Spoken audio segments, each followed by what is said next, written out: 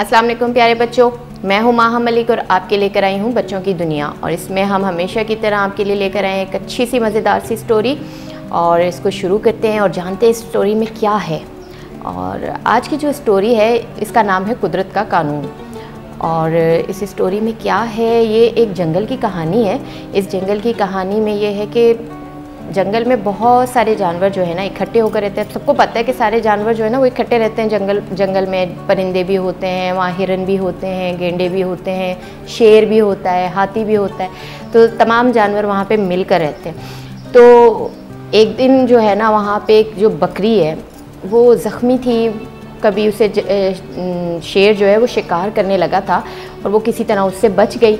अब वो लंगड़ी बकरी जो है ना वो हर एक से ये कहती फिरती थी कि भाई इस जंगल से जो है ना शेर को निकाल दिया जाए, क्योंकि शेर की वजह से हम इस जंगल में आज़ादाना नहीं फिर सकते, अपनी मर्ज़ी से कुछ खा नहीं सकते। हम खाना खाने जाते हैं, घास चरने जाते हैं, पीछे से शेर हम पे हमला कर देता है, हमें खा जाता है या हमारे बच्चों को खा जाता है। इसी तरह जो बाकी जानवर थे, हिरन वगैरह, उनका भी दर्द जो है वो एक जैसे ही था। वो भी बकरी के साथ मिल गए। उन्होंने कहा हाँ जी हमारे साथ भी ऐसे ही होता है, हम भी नहीं आज़ादी से फिर सकते, हमें भी जो है वो शेर खा जाता है। और आहिस्ता आहिस्ता सारे जानवरों में जब ये बात फैली तो उन्होंने कहा कि ठीक है हम जो है वो एक इजलास बुलाते हैं जानवरों का, सारे जानवर इकट्ठे हो जाएंगे और हम उसमें एक मुत्तफ़िक़ा तौर पर फ़ैसला करते कि शेर को इस जंगल का बादशाह रहना चाहिए या नहीं। तो उन्होंने सबको बुलाना शुरू किया और एक दिन जो है वो तमाम जानवर, परिंदे सब जो है वो इकट्ठे हो गए जंगल के अंदर। और उन्होंने अपनी अपनी जो है वो बातें कहना शुरू की, जो कि सारी की सारी शेर के ख़िलाफ़ थी। सभी शेर से तंग थे। किसी न किसी जगह पे किसी न किसी का कोई ना कोई जानवर, साथी, बहन भाई खाया गया था शेर से, या कोई ज़ख्मी हो गया था, बच गया था। इसी तरह के मतलब हालात थे सबके ना। तो उन्होंने ये फ़ैसला किया कि भाई हम अब शेर को निकाल देते हैं। अब वहाँ पे जो है परिंदे भी सारे थे, वो भी बैठे हुए थे, तोते भी थे, सब थे परिंदे। तो उन्होंने उनमें एक उल्लू भी था जो वहाँ पे जो है सबसे ज़्यादा ज़हीन था उस जंगल में। उसने उन्हें कहा कि भाई मैं ये चाहता हूँ कि आप लोग शेर को जंगल से मत निकालें। अगर आप शेर को जंगल से निकाल देंगे तो इसका जो है नुकसान होगा आप सबको। सारे जानवर एकदम से बोलना शुरू हो गए उल्लू से कि ये आपने कैसी बात कर दी, आप तो इतने ज़हीन हैं और आप हमारी बात और हमारा मसला नहीं समझ रहे। आपने ये क्या बात की है, इससे शेर के ना होने से हमें नुकसान कैसे होगा? हम सबका फ़ैसला है, आप एक अकेले हैं शेर के हक़ में और हम सारे इकट्ठे हैं। तो हम चाहते हैं कि शेर को जंगल से निकाल दिया जाए। अब बहरहाल उल्लू की बात किसी ने नहीं सुनी और फिर उन्होंने ये पूछा कि अगर शेर जो जंगल का बादशाह है उसको निकाल देंगे तो फिर जंगल का बादशाह कौन होगा, कौन देखेगा? हम अपनी बात किसके पास आके कहेंगे, अपने मसले किससे कहा करेंगे? तो उन्होंने कहा कि जी चूँकि हाथी जो है वो जिसामत में सबसे बड़ा होता है तो जंगल का बादशाह भी हाथी को होना चाहिए। एक ने कहा और फिर सारे उसके साथ शुरू हो गए। उन्होंने कहा हाँ जी ठीक है, हमें कोई एतराज़ नहीं है, जंगल का बादशाह हाथी बन जाए। अब उन्हें पता था कि हाथी जो है वो तो घास खाता है, गन्ने खाता है, वो तो हम पे हमला कर नहीं सकता, तो जंगल का बादशाह हम हाथी को बना देते हैं। और इस तरह सबकी मुत्तफ़िक़ा राय से जंगल का बादशाह हाथी बन गया। और फिर उन्होंने सबने हाथी खड़ा हुआ अपनी जगह पे और उन्होंने फ़ैसला किया कि भाई ठीक है, जब तमाम जानवर चाहते हैं कि मैं बादशाह बन जाऊं और शेर को जो है जंगल से निकाल दिया जाए तो ऐसा ही होना चाहिए। शेर आज से इस जंगल में नहीं दाखिल होगा और वो यहाँ पे नहीं रह सकता।